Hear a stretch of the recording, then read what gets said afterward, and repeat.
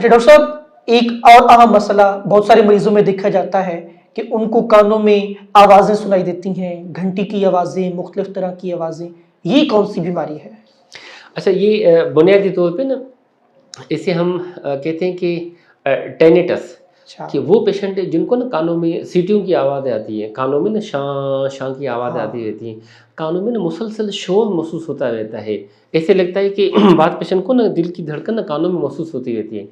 अच्छा वो पेशेंट जिनको आवाज़ें ना खुद महसूस होती रहती हैं अपने आप, उसे हम कहते हैं सब्जेक्ट टू टेनिटस। अच्छा, अच्छा बाद औक़ात ये आवाज़ें ना पास वाले की महसूस होती रहती हैं, उसे हम कहते हैं ऑब्जेक्ट टू टेनिटस।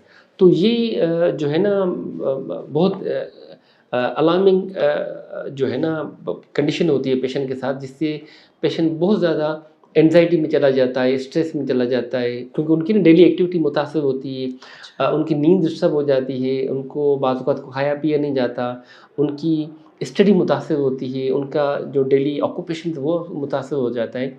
तो ये डेली रूटीन परफॉर्म नहीं कर सकते, नींद उनकी डिस्टर्ब हो जाती है। तो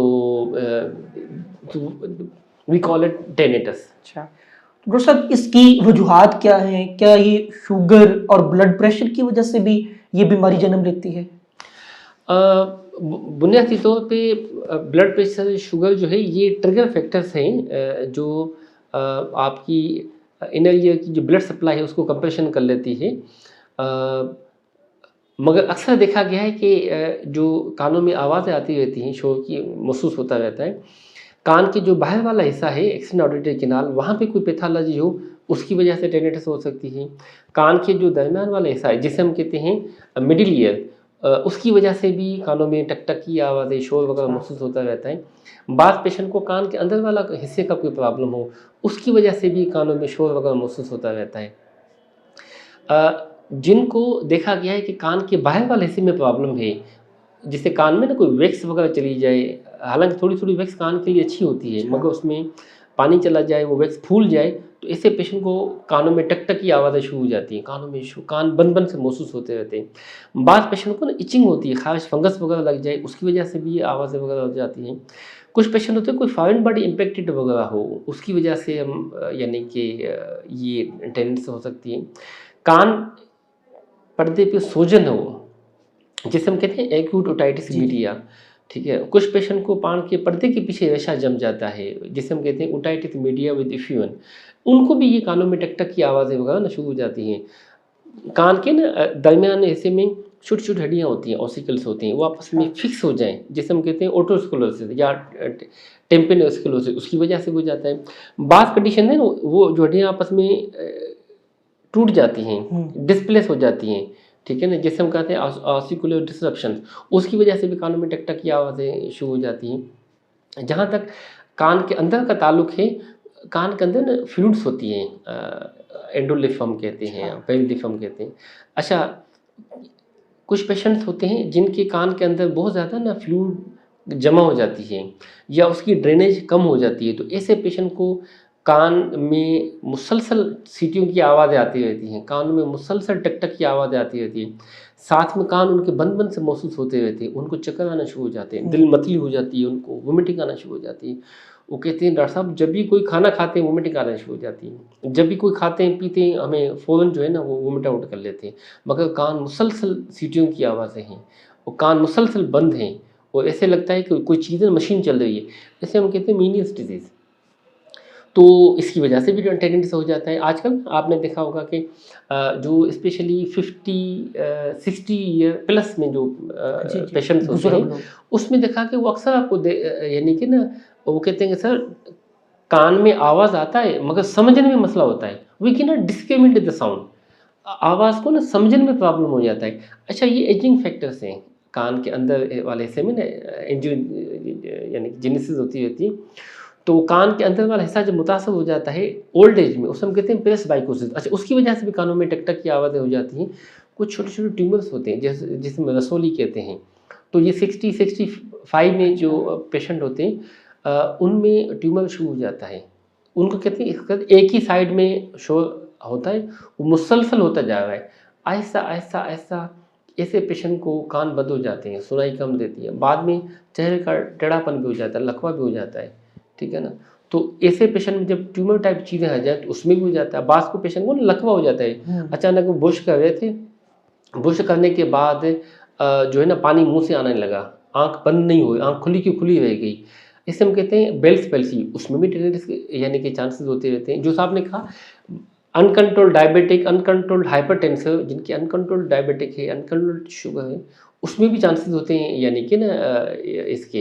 अच्छा, जिनकी नींद पूरी नहीं है, अच्छा। स्ट्रेस में रहते हैं, रात को सो नहीं पाते, क्योंकि अल्लाह ताला ने रात को नींद रखी हुई है, आपको मेलाटोनिन रिलीजिंग हार्मोन होता है, पाइनियल ग्लैंड्स वो रिलीज होता रहता है, आपको बड़ी मीठी नींद सुलाता है, बड़े आप सुकून होकर सो जाते हैं।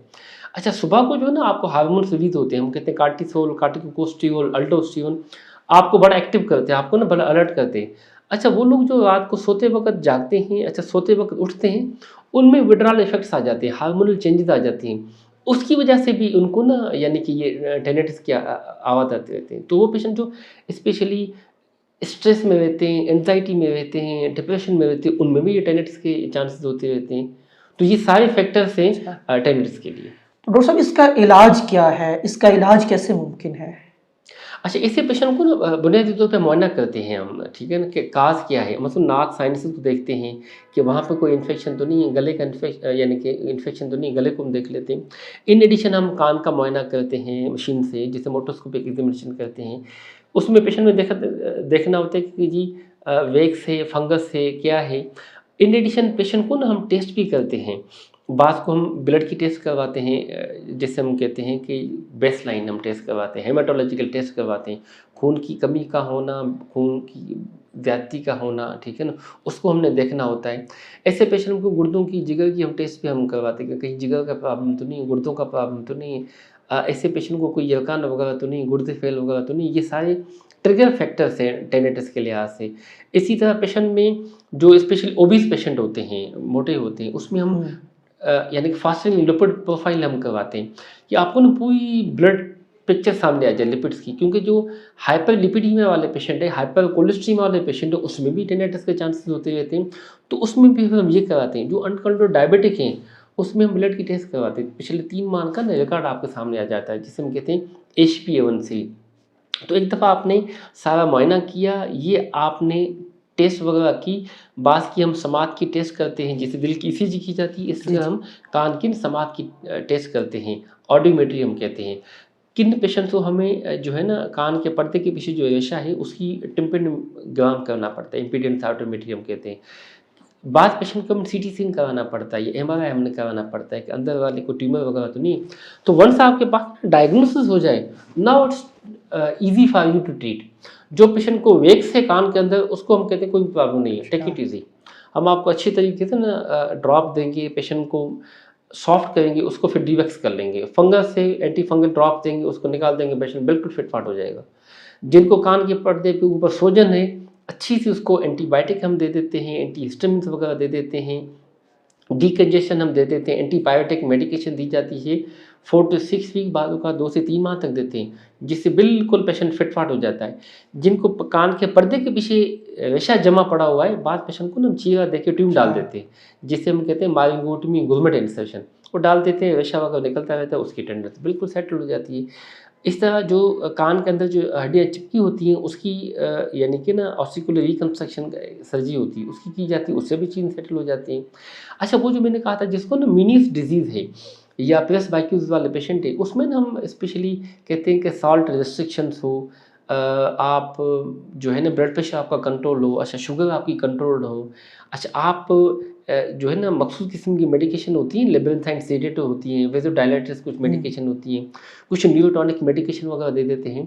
तो इससे भी कई हद तक ना उनकी टेनिटिस वगैरह ना यानी कि सेटल हो जाती हैं। अच्छा।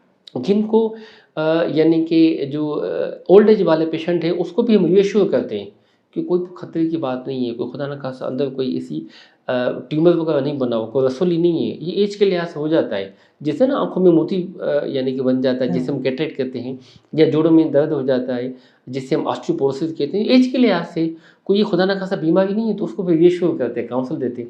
इन एडिकेशन कुछ मेडिकेशन हम उसको दे देते हैं, वेज़ोडाइलेटर देते हैं, न्यूरोटॉनिक वगैरह दे देते हैं।